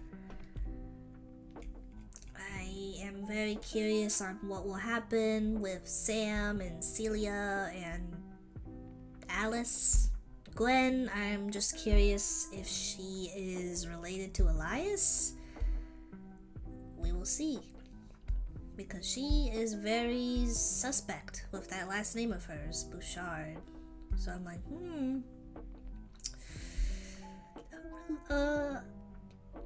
a distant or not so distant relation perhaps to that man. Only time will tell when the series goes on, I suppose.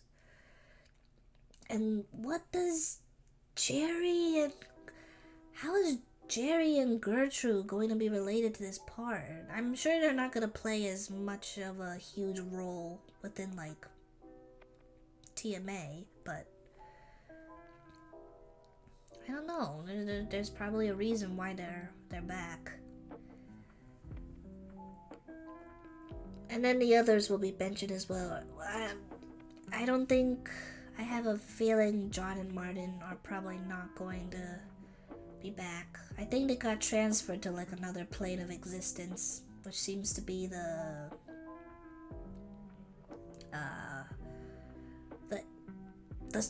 sort of implied version of what happened to them. Who knows? Maybe they'll make an appearance too. I hope so. I love John. Martin is fine. He's not one of my favorite characters. But it would be nice to see the two of them again. Who else? Who else will be? Like, what the heck was Colin's deal? I wonder if we're gonna see him again, or if he's like gonna be out of the picture for a while. Jeez. What's their boss's name? Name, Lena. I don't think we heard from her in this episode, so we will see about that. I think stuff will be developing with Alice in the upcoming episodes, I'm sure. Excuse me. Who am I missing?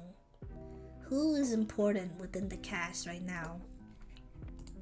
I.e., the main characters. Actually, I'm just gonna go and look at the... Okay.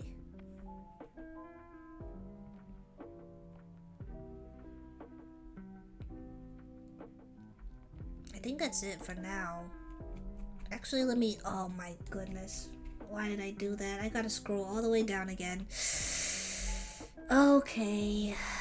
Give me a few seconds.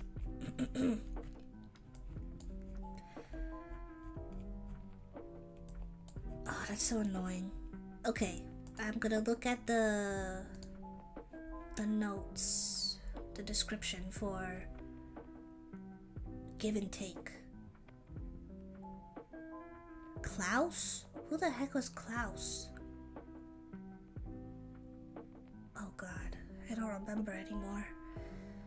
Okay, so there was Alice, Celia, well, Chester, that doesn't really matter. There's Colin, Gwen, Lena, not Leela, Lena. Klaus, who the heck was Klaus? What the heck, who was that? Okay.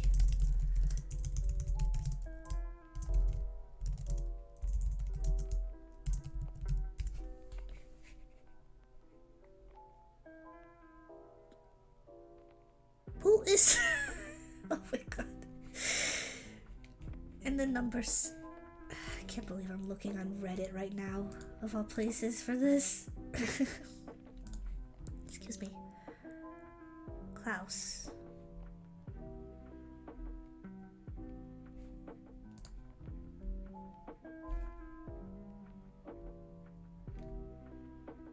The worms.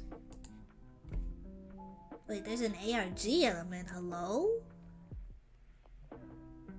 Wait. I'm skimming this. Strange haunts. What the? Oh, geez. This is long. What the heck is this? Excuse me. Okay, it's a theory that was posted a month ago. I guess I'll read this. This is interesting. So this was posted by Reddit user NoGood2337. I'm not a common poster, so please let me know if I made a mistake with formatting, and I apologize for what is a very rambling and flow of consciousness post. So, as I've been listening to the podcast and reading into the ARG, I did not know there was an ARG element to this. Are you kidding me? It's mostly just me just listening to it. When I listen to podcasts, it's usually just me. So I don't really have anybody to really talk about podcasts with, even though it's like a huge interest of mine. So this is so interesting. I've noticed some patterns emerging. Specifically, I've noticed the number 7 crop up a bunch of times. Interesting. I love hearing people's thoughts on stuff like this. Okay, let me clear my throat really quick.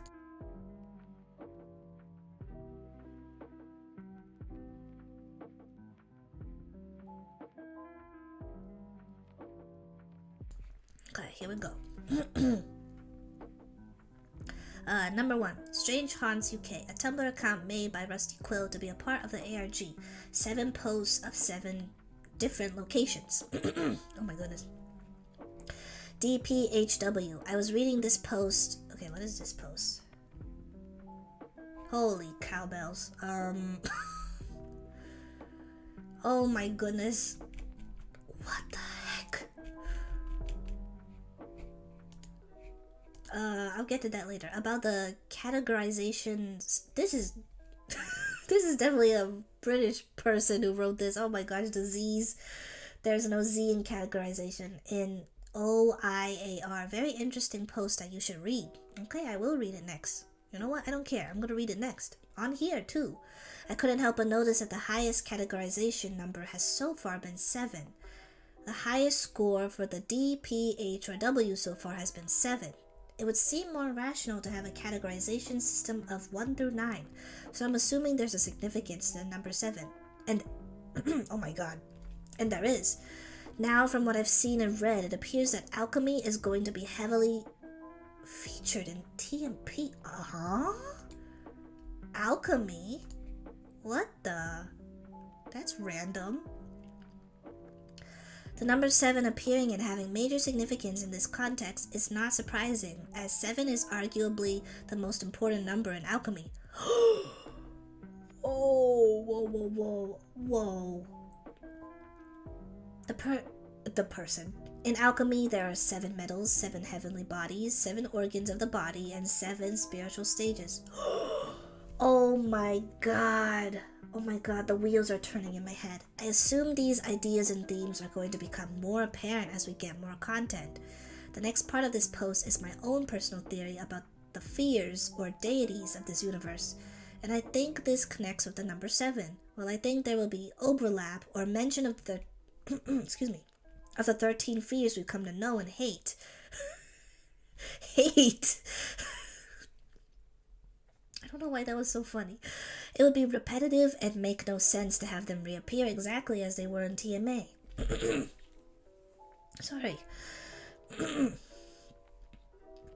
This is a new podcast, and from what I'm gathering, it takes place... What? Oh my god. In a parallel universe of TMA. Oh my god, that's why Jerry and Gertrude are alive. Holy, oh my god. This is insane. I've seen a few comments and posts already on this sub talking about how different the statements are to the ones in TMA. I thought it was in the future. Oh my goodness, it was in the future. No, but it is kind of in the future too. Because everything is more modern now, especially with the way that statements and stuff are given. Well, we'll see. We're still in the beginning stages of the first season. The previous podcast was based on fear. The people giving the statements were usually terrified, or at least weirded out unless they were an avatar. In this current universe, there seem to be already 2 characters that seem to have no issue with what is happening to them. In fact, they seem to love the transformation that has come upon them. Oh yeah, the plant guy. A few people have been calling them, desires or obsessions instead of fears. This I agree with. In all cases, the person desires something, and they are given what they want, if sometimes in an unconventional, horrifying way. Yes! Like the lady who, basically, like, took apart her body, basically, in a quote-unquote artistic way to achieve her version of beauty. This is where I'm taking a little bit of a leap. If we think about desires or obsessions and the importance of the number 7 in this universe, what comes to mind? Oh shit. I don't know about you, but I think of the 7 deadly sins. Oh my god, that was exactly what I was thinking too. I just forgot what the concept was. What if we're not looking at fears, but... And the opposite of that would be the 7 heavenly virtues. Or the 7 celestial virtues. There's probably... They could be part of the team of that. Like, Sam and Celia and all of them could be like the team of like the virtues. Or not. Or maybe there's a separate team who represents the virtues. This is where I'm taking... Okay. What if we're not looking at fears but vices? Instead of each statement being an interaction with a different fear, it's about the consequences of each person following a sin or a vice.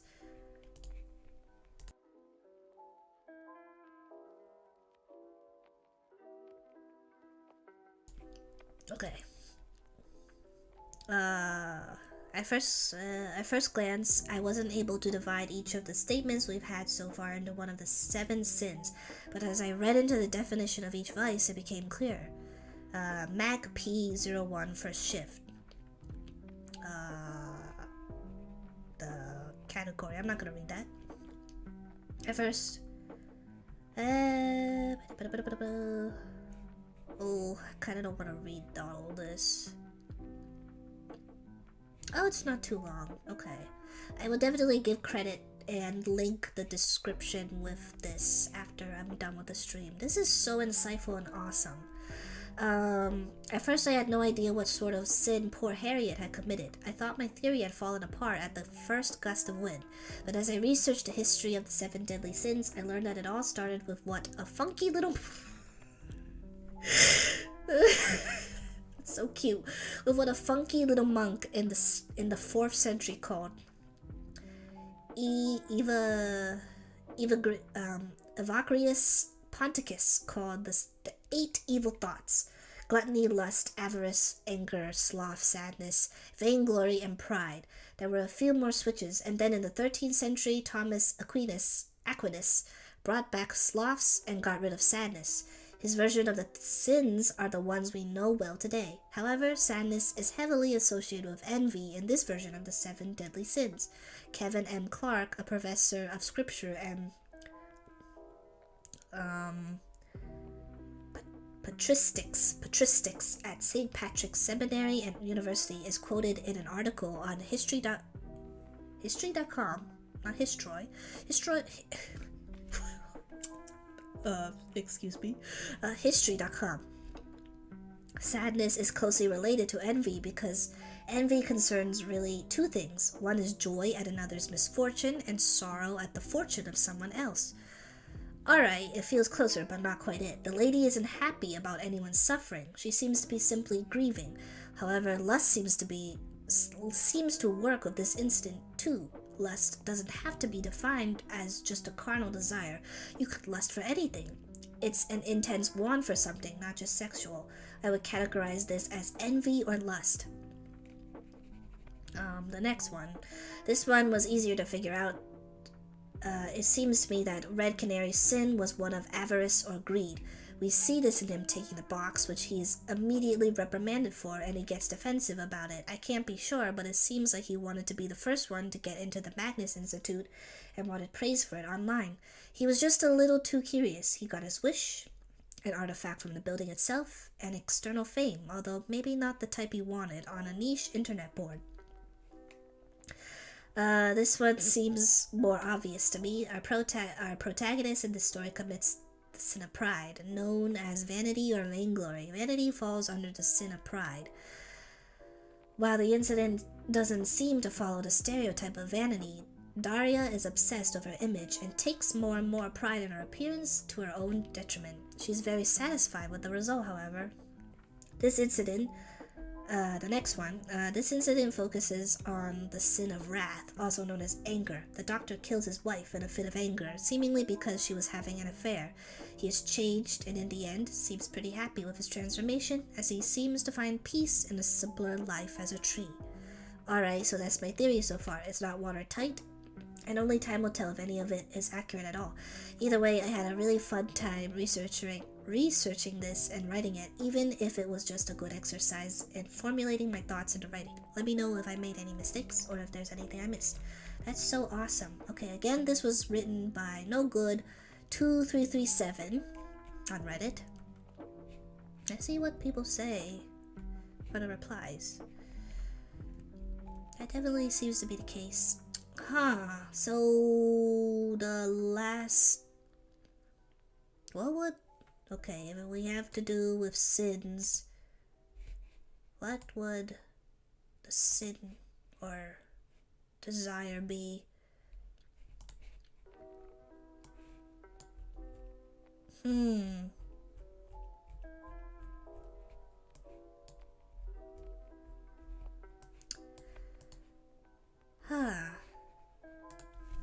Seven deadly sins.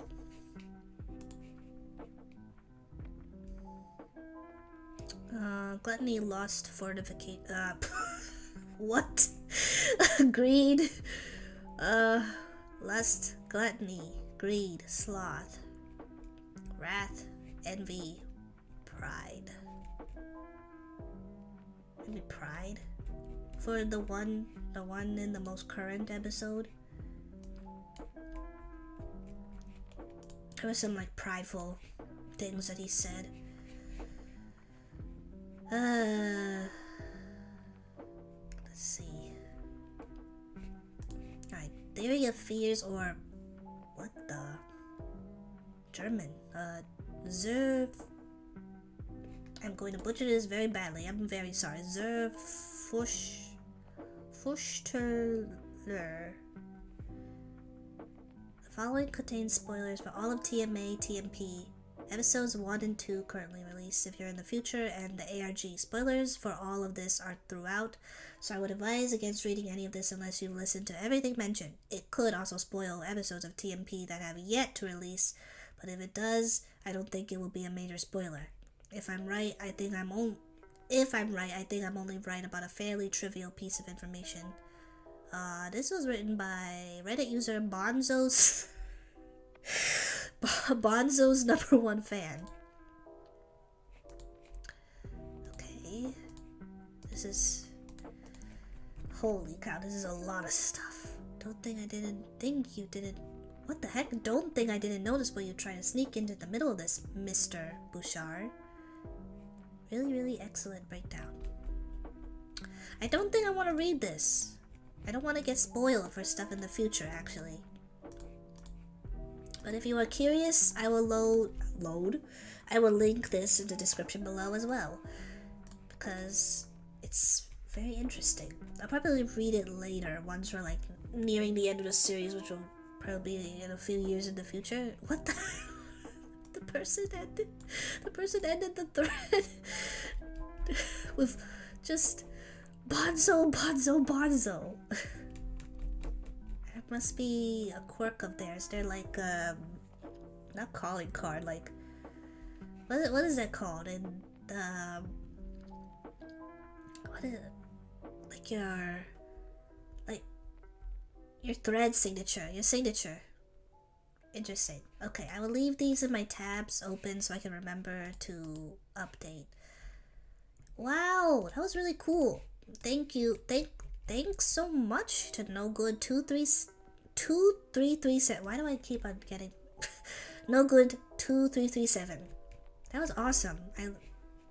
Wow, my mind and my eye has been opened. I'm going to pay attention more to future episodes. For like what the themes will be for each statement giver, and also the main cast that we are following at present. Oh my god, wait. If this is a parallel world, then are John and Martin still in this world? What if this is the world that they got teleported in? Oh my goodness.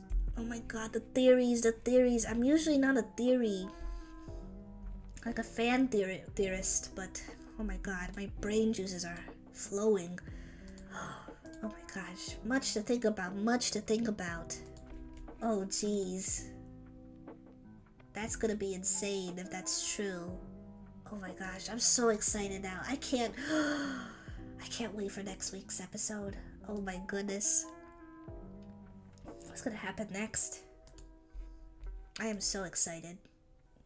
Thank you so much for listening to my rambling here.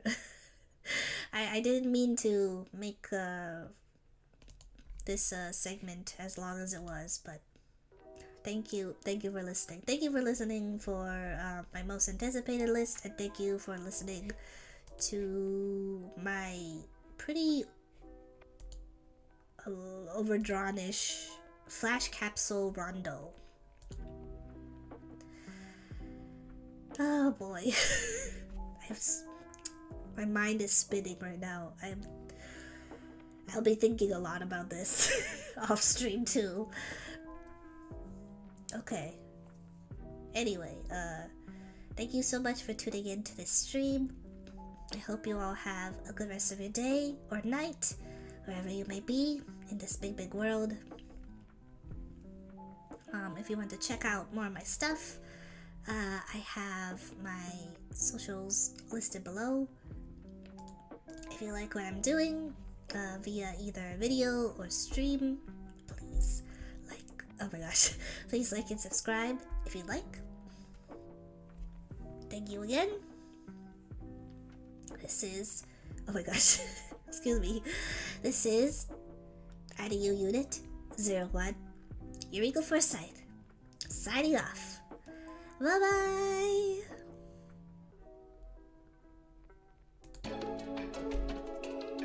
Oops.